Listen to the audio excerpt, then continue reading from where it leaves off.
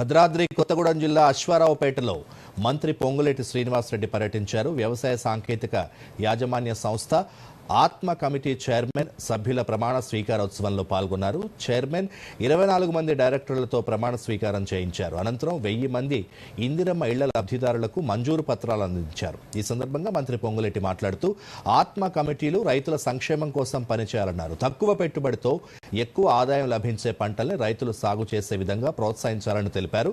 అర్హులందరికీ ఇందిరమ్మ ఇళ్లు మంజూరు చేస్తామని మంత్రి హామీ ఇచ్చారు. పేదవాడికి ఇల్లంటే 4 ఇటుకలు వేసి 4 పిల్లలు కట్టి పైన సాధిస్తే ఇల్లు కాదు.